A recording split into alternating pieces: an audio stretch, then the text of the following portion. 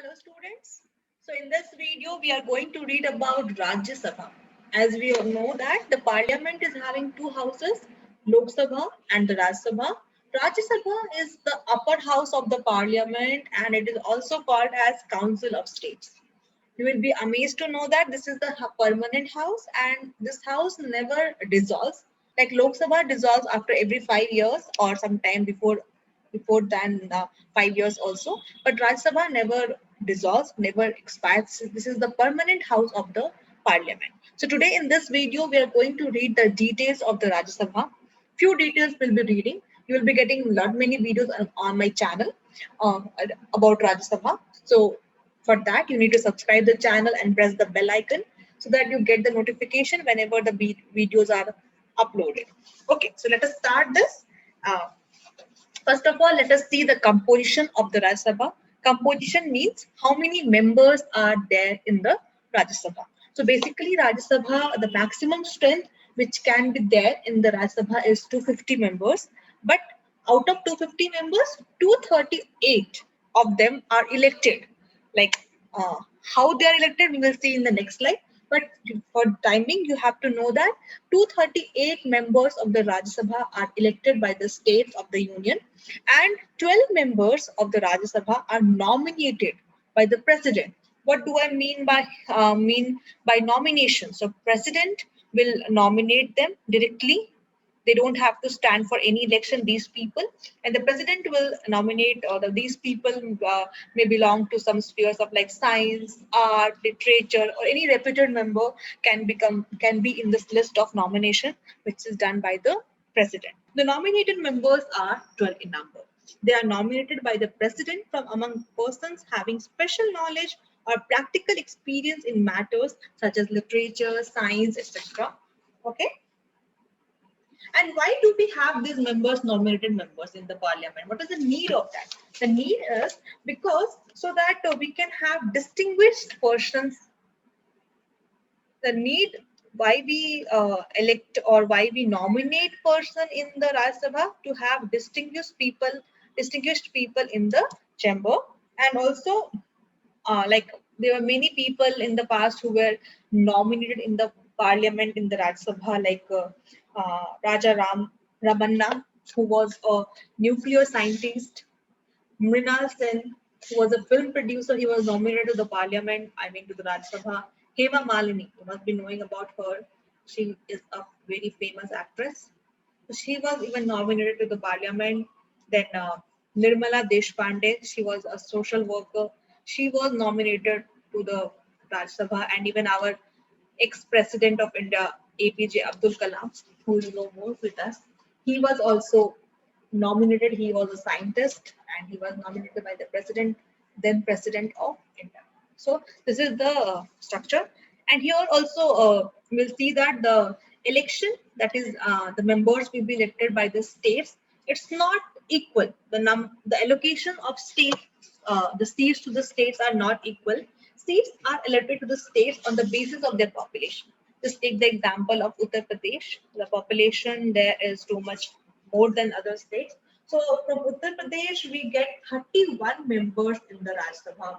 But from like the smaller states or the states which are having less population, like we can say uh, Goa, Manipur, Meghalaya, Mizoram, they send only one member each. So we can see the difference. As Uttar Pradesh is a big state, is our state, and has more population, so it sends 31 members, while the smaller states or the states having less population sends like 7 members, 6 members, 3 members. So based on the population of the state, or the we can say basically the population, the members, the numbers, the seats will be allocated to that particular state. So it's not equal.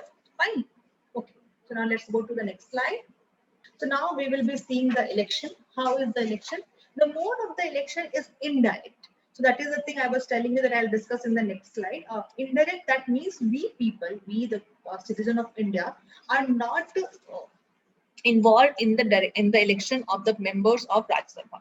That is called indirect. And when there is an election for prime minister or chief minister or any municipality or any members of the Lok Sabha, we need to go and vote for them. But For the members of the Rajya Sabha, we don't have to vote for them. They are elected by the indirect election process.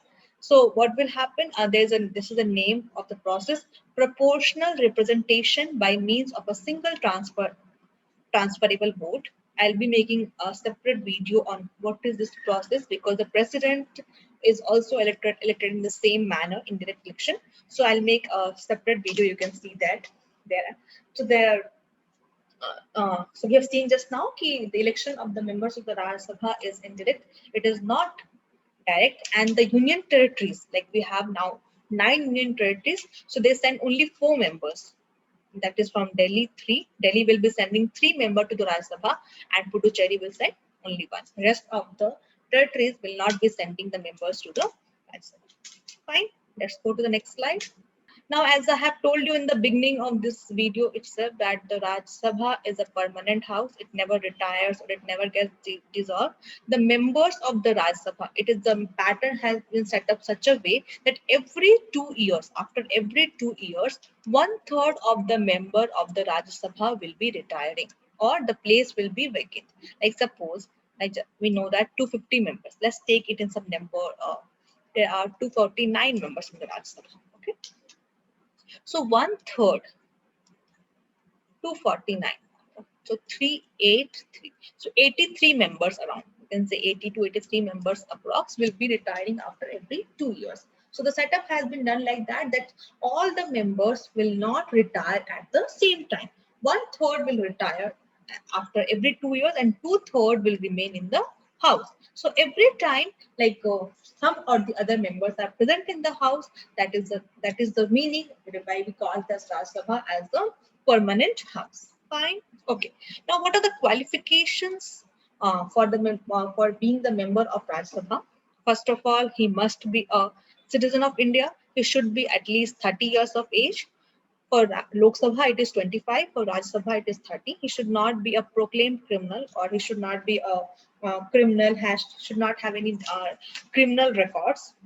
He should not hold any office of profit under the government. Means if a person has to be the member of Rajya Sabha, then he has to leave or all the other office, or if he's holding any other office from where he is earning or withdrawing salary, so he has to resign from that post, and then only he can apply for the membership of Rajya Sabha. He should have his name in the electoral rolls in some part of the country. Means he should be in the voter list of the country. He should not be an insolvent. That means he should be not under any debt, and should have the ability to meet his financial commitments. So that is the meaning of insolvent. That means he should not be under any debt. He should not have. He should be capable enough to deal with his financial